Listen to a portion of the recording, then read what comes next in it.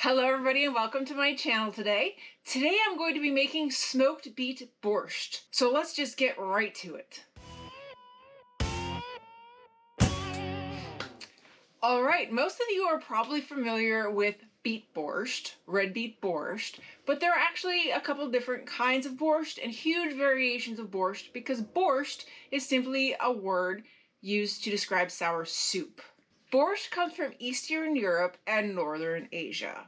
The Ukrainian nationality can be traced back to the kingdom of Kievan Rus of the 9th to 12th centuries. The word borscht is derived from Eastern Slavic languages, which Ukraine is one of. The English or North American spelling of borscht comes from Yiddish, as the dish was first brought to North American by Yiddish-speaking Jewish people of the Ashkenazi Jewish tribes of Eastern Europe. In 2022, the United Nations Educational, Scientific, and Cultural Organization, UNESCO, announced that it had placed borscht on the list of intangible cultural heritage in need of urgent safeguarding due to the risk that Russia's invasion posed to the soup's status as an element of Ukrainians' cultural history. A lot of people may not know that there has been debates over the origins of borscht over the years, with the Polish people claiming ownership, with Russians claiming ownership,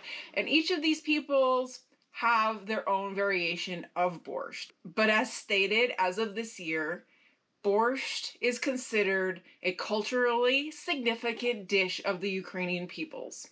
Borscht has some unique characteristics, and that is its sour component, which actually traditionally comes from fermented bread.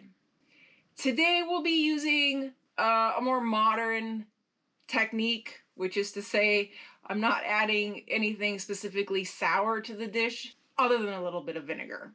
These days, a lot of people who want to mimic that fermented bread in the recipe can do so by using a mixture of sour cream and flour. But as stated, I'm not going to do that.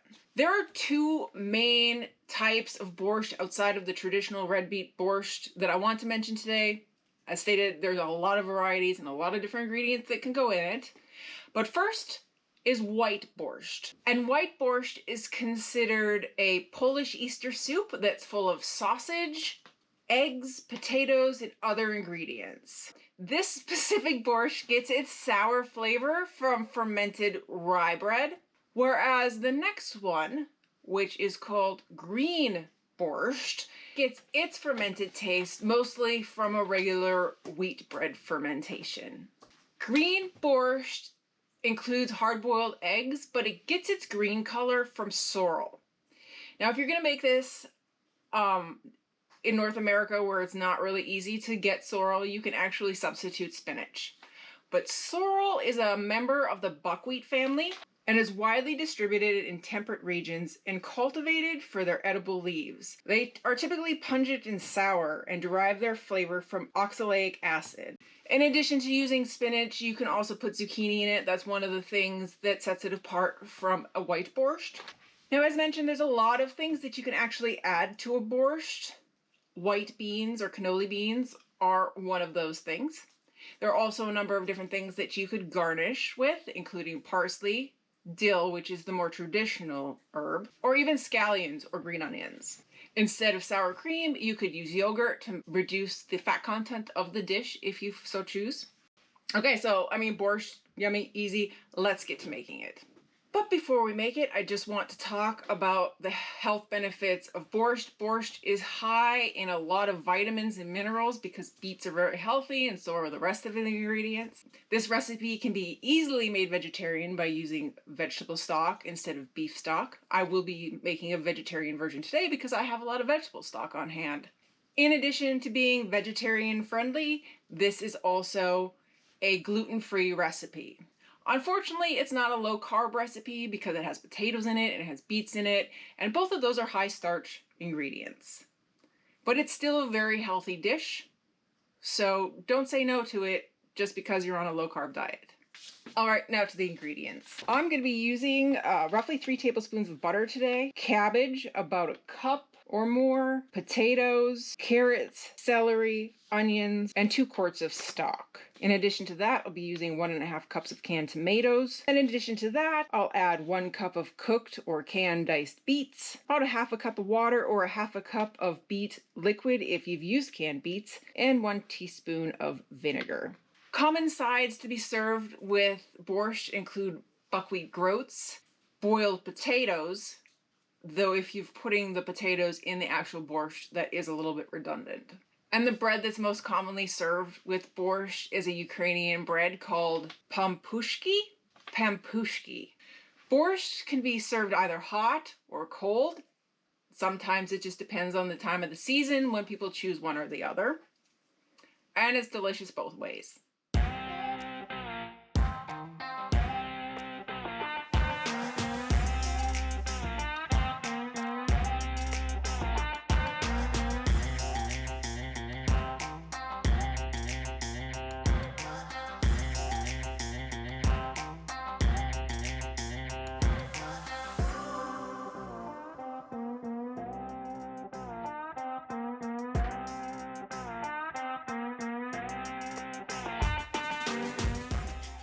Once you cut up your potatoes, you'll want to put them in water while you prepare the rest of your ingredients so that they don't become dark due to oxidization. In addition, soaking them will remove a little bit of the starch from the potatoes, making them a little bit more firm when they've been cooked.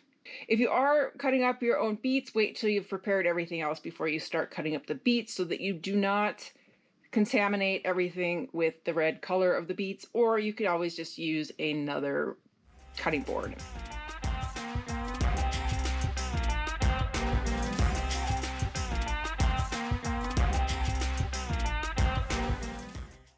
The nice thing about using smoked beets is it gives the dish a little bit of a meatier flavor without having the meat added. So if you have the opportunity to use smoked beets, I highly recommend it. If you have not watched my short on smoking beets, wait till the end of this episode and it'll be in the end credits. In a large heavy pan, melt butter and lightly saute cabbage, potatoes, carrots, celery, and onion for approximately 5 minutes. Add the beef stock. Add the pureed tomatoes and beet juice or water to the stock. Cover and simmer over low heat until the vegetables are firmly tender but not soft. At this point, add the chopped beets and the vinegar. Remove from the heat before the beets begin to lose their color, with a dollop of sour cream and a sprinkling of dill or parsley over each bowl. Now that the borscht is done, there are 3 ways that it can be stored. First of all, for short term, it can be stored in the refrigerator for up to 5 days.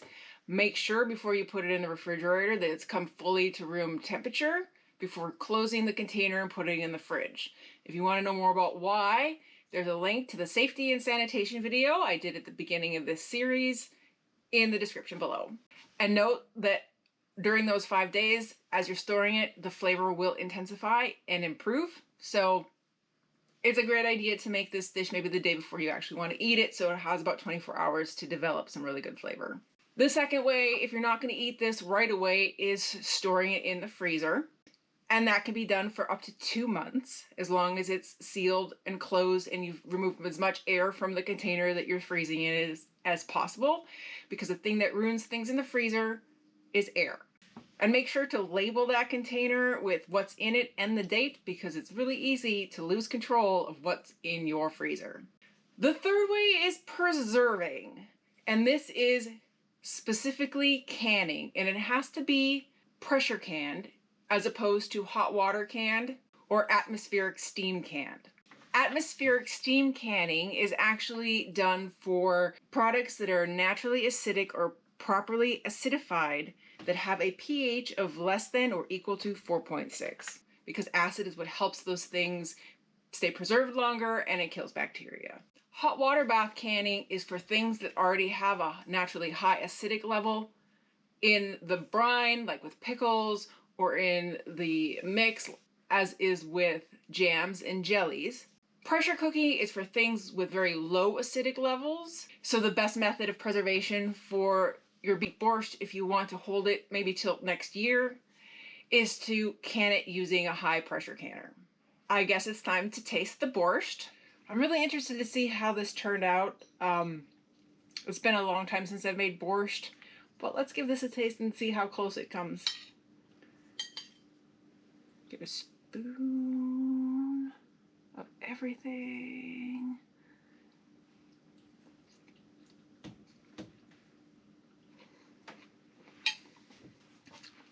Mmm.